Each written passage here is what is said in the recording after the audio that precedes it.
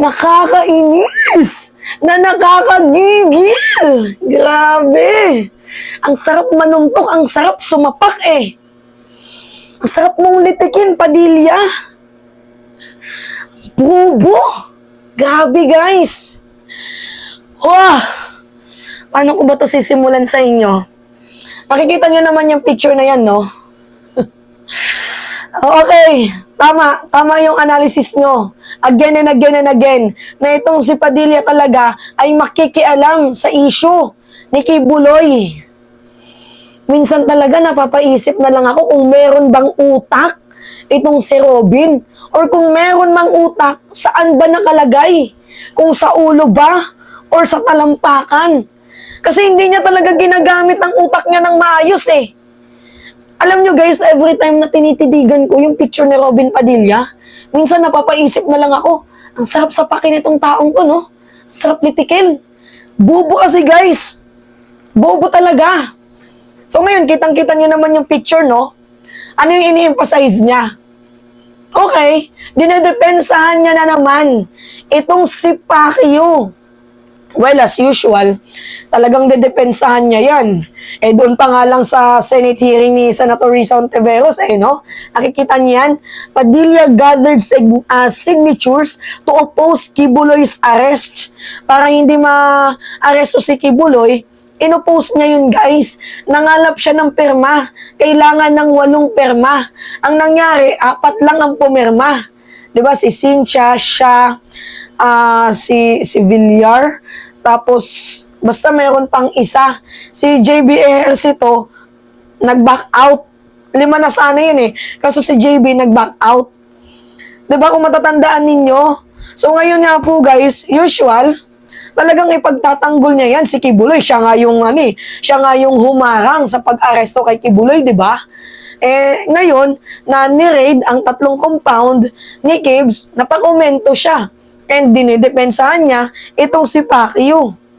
Ang angas talaga ng ni Padilla, no? Ang angas ng trabaho niya, maging protector ng kriminal. O, paano natin nasabi na kriminal? O, unang-una, sex offender. May kaso sa Amerika.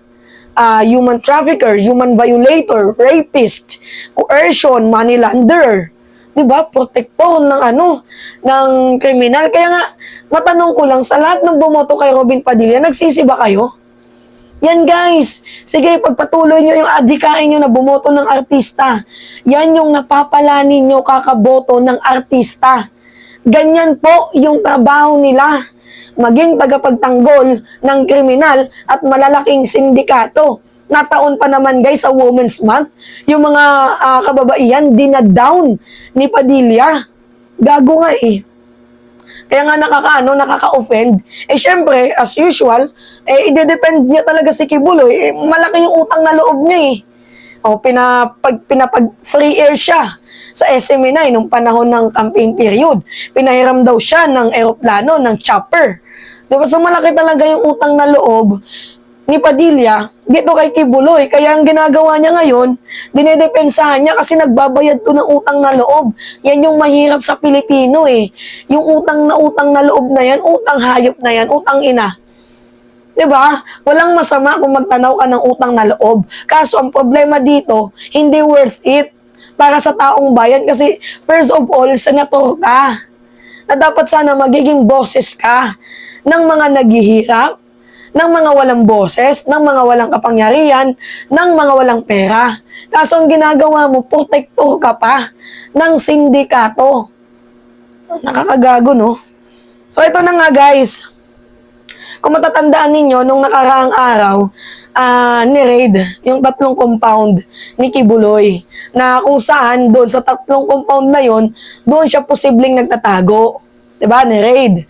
Meron yung nangyaring hindi maganda doon kasi aggressive yung KOJC kulto ni Kibuloy na kahit pa yung dalang papel ng ating PNP staff ay kompleto.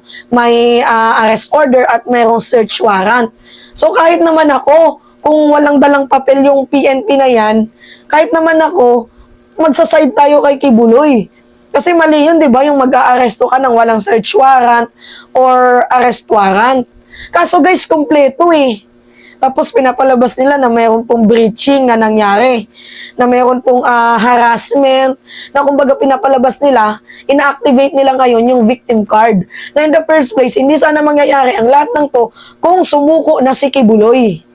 Wala ginagawa niyang shield, yung TOJC kulto panatiko Ganyan ba yung appointed son of God? Hahayaan mo na masugatan yung mga yung KOJC fandom mo para lang iligtas ang sarili mo? Now, itong si Padilla, nag-comment. Nag-comment ang ating honorable.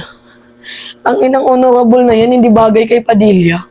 So, nag-comment po ang ating honorable na si Robin. So, ngayon, basahin natin. Ay, nako. Intelligence work, tsaka pwede natin siguro daanin muna din sa diplomacy. Masyadong mainit ang ulo daw ng mamamayang Pilipino. Tingnan mo, gago talaga tong si Padilla. Alam mo ba kung ano yung meaning ng intelligence work? Gusto ko lang matanong kung alam mo ba kung ano ang ibig sabihin ng intelligence work. Kasi guys, minsan itong si Padilla, ang galing lang magsalita, pero hindi niya alam yung meaning ng mga pinagsasabi niya. O ngayon, for example, intelligence work. Alam niya ba ang ibig sabihin ng intelligence work? Kasi ako, kahit hindi ko alam, at least may background knowledge ako, na ang intelligence work, guys, is a collection of analysis. Nagkokolekta kayo ng mga database ninyo. Ang tanong, alam ba yan ni Padilla? Yung intelligence work na tinutukoy niya? Kasi guys, bago pa pumunta, yung PNP staff na yan, meron na pong intelligence work na nangyari. Kasi po, yung lakad nila iisa. Diba? Alangan naman pumunta sila sa Barangay Tamayong, pumunta sila sa KOJC, pumunta sila sa Glory Mountain, nang hindi nila alam na yun yung posibleng pagtaguan ni Kibuloy. Alangan naman pumunta sila sa Manila kasi dito sa Manila nagtatago si Kibuloy. Diba? Bobo nga. Hindi alam yung meaning ng ng intelligence work. Collection of analysis yun. So, meron na po silang nabuong database dyan na dito, posibleng nagtatago si Kibuloy kasi in the first place, pag-aari niya yan. At saka mapapansin nyo naman, na pagpunta doon, bakit ang daming tao? Kasi kung wala doon si Kibuloy, walang tao doon. Walang nagpoprotekta doon, walang nagmamanman doon, walang mga tao doon. Kaso mayroong tao Nung sinugod ng PNP staff, 4:00 pa lang, ang dami na nila. So what does it mean? Diba? Mga gago. Ewan ko ba dito? O baka hindi niya din ata alam yung meaning ng secret intervention. Research mo yan, Padilla, ha? Bago pumunta, yung PNP staff na yan, huwag mong tuturuan yung PNP staff kasi mas magaling yan sila kaysa sa'yo kasi ikaw unglok ka. Huwag mo silang tuturuan. Tingnan mo tong aayop na to. Okay. Tapos ngayon, in-emphasize niya yung salitang diplomacy. Diba sabi nyo, intelligence work, tsaka pwede natin siguro daanin muna din sa diplomacy. Alam mo ba kung anong meaning ng diplomacy? So kung yung tinutukoy niya dito guys is yung pagiging peaceful, paano magiging peaceful? In the first place, aggressive yung KOJC. Yung kulto ni Kibuloy, aggressive. So, paano magkakaroon ng diplomacy, ng professionality, peaceful, kung in the first place, itong kulto ni Kibuloy, may init yung ulo. Aggressive. Nakikita mo, may itak, may pang-water cannon pa, mayroong pukpukan na nangyari, may mga bakal, may mga batuta, may mga pamalo. So, paano mo? Bobo nga guys bobo. Hindi alam yung diplomacy. Paano magiging peaceful? Sila yung aggressive. Nakita nyo ba yung PNP staff na namarel? Di ba wala? Itong mga hayop na to, bakit hindi ka magkomento doon sa ginawa ni Digong noong 2020? Doon sa kapa kay Apolinario. Di ba kung saan nanlaban you know what guys, hindi ko naman sa pinagtatanggol itong si Apolinario kasi paras lang naman yan sila ni Kibuloy scammer. Pero guys, ang pinagkaiba dito, kay Kibuloy, pinakitaan lang sila ng sandatahang lakas, aggressive na. yung KOJC, pero wala naman pong nangyaring barilan between the PNP staff dito sa KOJC. Not unlike dito kay Apolinario Mabini, same case lang din ng mga scammer, nanlaban kasi guys, yung kapa. Anong ginawa? Dahas. May namatay kasi may nambaril. Nagigets niyo yung punto ko? Diba? Double standard ka, Robin. Ang sarap nitong murahin nitong animal na to. Tapos sabi niya, masyadong maiinit ang ulo. Ako, mainit talaga yung ulo ko sa'yo kasi bobo ka. Sino hindi mag-iinit ang ulo sa'yo, bobo ka. Ay. Ano pa ba nakalagay dito? Di ko alam bakit ang init ng ulo ng Pilipino ngayon. Magiging mainit kasi bobo ka. Dapat relax lang. I-apply mo pa yung relax, yung PNP staff yung relax dun. Samantalang yung kampo ng kulto ni Kibuloy aggressive. Ay nako, inom muna tayo sa labat. Yan guys, sa labat. Kasi medyo parang nafe-feel ko na ngayong June, mapapaos ulit ako. Nafe-feel ko na yan. Kasi galit ako eh. Yung emotion ko talagang parang na-high blood ako today. So, relax lang daw. Dapat relax lang tayo. Kasi alam ninyo, mga kababayan, may mga bagay na nakukuha sa usapan. Kailangan natin daanin sa usapan.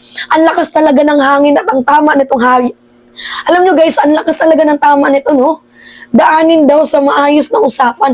Paano po natin idadaan sa maayos na usapan kung si Kibuloy hindi nakikipag-cooperate? Sa Senate hearing pa lang, walang cooperation. So, paano mo masasabi na kailangan natin idaan sa maayos na usapan?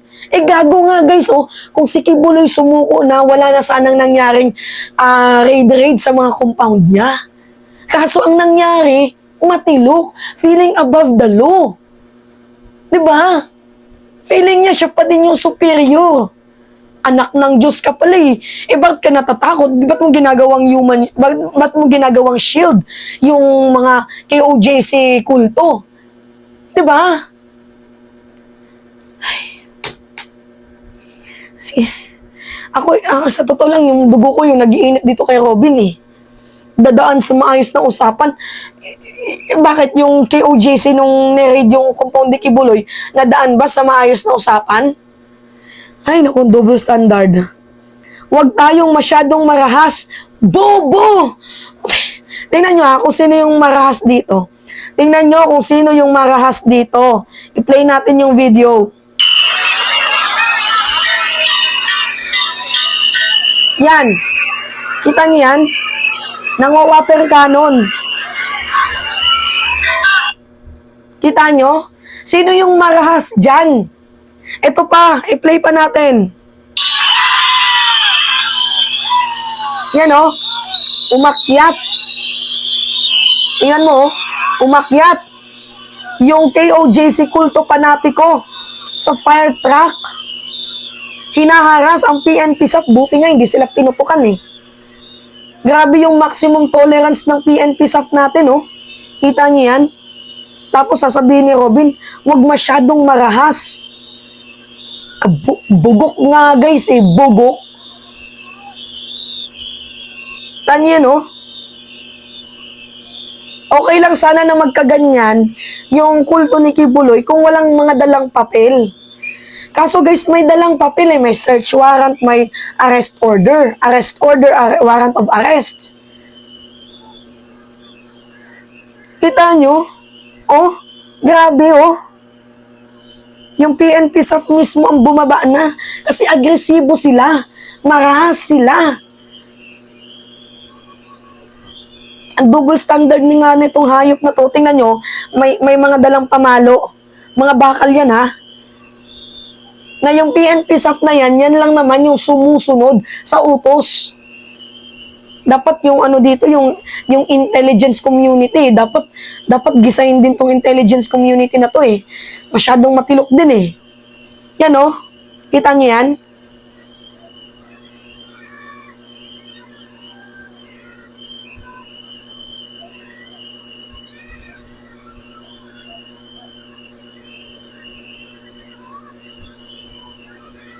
Di ba?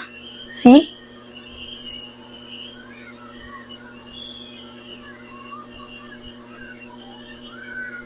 Nakakaawa yung yung PNP SAF.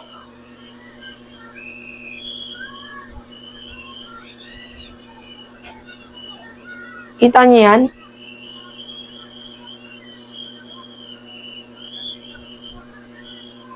Ngayon, sino yung nangaharas dyan, guys?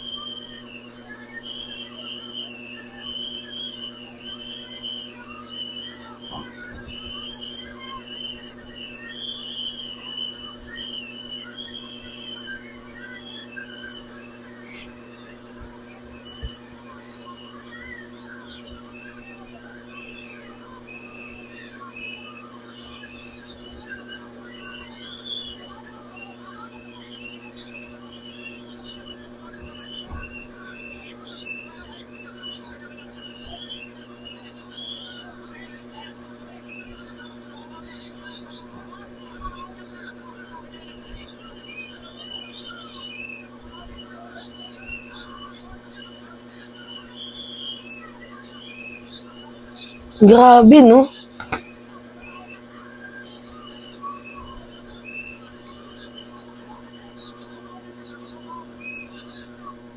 Diba? See? Grabe yung gulo. Tapos sasabihin mo, huwag manghaharas.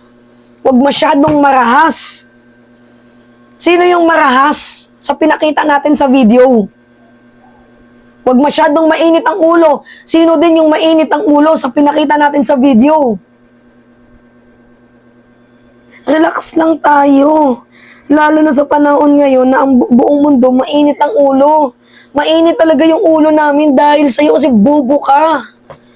Yun. At isa pa, dapat yung pinagsasabihan mo dito, yung kulto ni Kibuloy. Kasi yung PNP SAF, sumusunod lang naman yan sa order.